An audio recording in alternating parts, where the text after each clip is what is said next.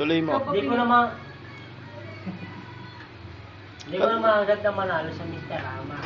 Hmm. Ako, kalaban ko sa Mr. Rama. Ito kami. Pero yon, yung mga kalaban ko, wala talaga akong laban. Puro gapis talaga yon. Ako, baba talaga ako nun eh. Pero ang ano lang, ako, sabi sa akin, Rado, ba pwede ikaw magyan namin kasi ikaw ang ano eh. Siyempre, ikaw ang ginagawa ko. Ikaw ang makulit dito, kumbaga malakas ang loob mo.